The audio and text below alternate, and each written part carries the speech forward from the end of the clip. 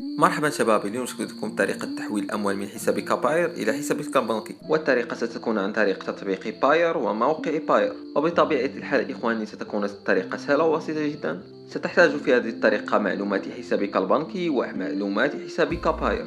وبالنسبة لما يتعلق برسوم التحويل أو المبلغ الأقل لتحويله، بالنسبة للمبلغ الأقل الذي يمكنك تحويله إلى حسابك البنكي ابتداء من $1. وبالنسبة إخواني إلى $1 يتم اقتطاع منها 10 سنتات، وبالنسبة إلى $5 يتم اقتطاع منها نصف دولار، وبالنسبة إلى $10 يتم اقتطاع منها $1، وبالنسبة إلى $50 يتم اقتطاع منها $5. والطريقة إخواني ستكون عبر مرحلتين، المرحلة الأولى في تطبيق باير، والمرحلة الثانية في موقع باير. أول خطوة إخواني سندخل إلى تطبيق باير.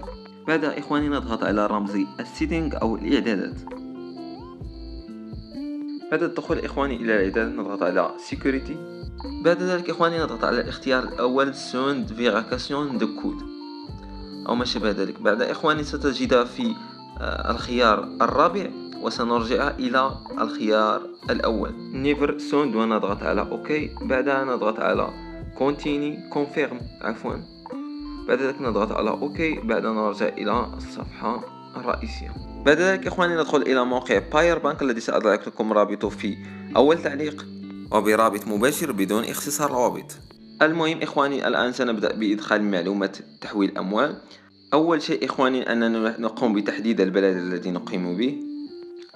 بما ان حسابي البنكي قطري سأقوم باختيار دولة قطر، وأنتم إخواني ستختارون الدولة التي قمتم بإنشاء الحساب فيها، الحساب البنكي. وهنا إخواني نقوم بتحديد المبلغ الذي سنحوله. مثلا إذا كان رصيدك بين $0 إلى $10 نختار على $0 إلى $10. إذا كان مبلغ المحول من $10 إلى $50 تختارون. إذا كان من $50 إلى $100 تختار من $50 إذا كان، وهكذا. المهم إخواني لدي $40، لذلك سأضغط على من $10 إلى $50. بعد ذلك إخواني ندخل الاسم الكامل، اسم الذي لدينا في الحساب البنكي. بعد إدخال إخواني الاسم الكامل نقوم بإدخال الايدي الخاص بنا في حسابنا باير.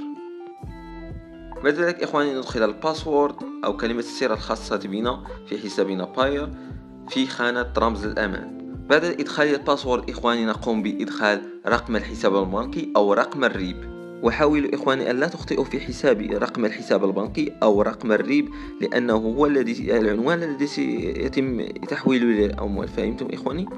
وهنا إخواني قد وصلنا إلى الخطوة الأخيرة، وهي Go. نضغط على الأيقونة التي فيها Go Next. وهنا تظهر لنا إخواني هذه الواجهة، واجهة أنا لست روبوت. هنا ندخل المتسابقات إخواني، نقوم بإدخال العناصر المتشابهة. بعد ذلك إخواني نضغط على الأيقونة الخضراء. وهكذا إخواني تمت العملية بنجاح، وسيتم تحويل الأموال بعد 24 ساعة. غالبا يكون أقل من 24 ساعة، يكون 5 ساعات أو 6 ساعات على حسب الضغط في الموقع. إذا كان الضغط قليل يتم تحويل الأموال بسرعة. وإذا ظهرت لكم أيقونة غير هذه أيقونة الخطأ، وهذه غالبا تظهر أيقونة الخطأ أو هناك خطأ في معلومات التسجيل عند إدخال الباسورد أو الاسم أو الاي دي، سيكون عليك فقط إعادة المعلومات وإدخاله بشكل صحيح. المهم إخواني إذا لديكم أي استفسار ضعوه لي فقط في التعليقات.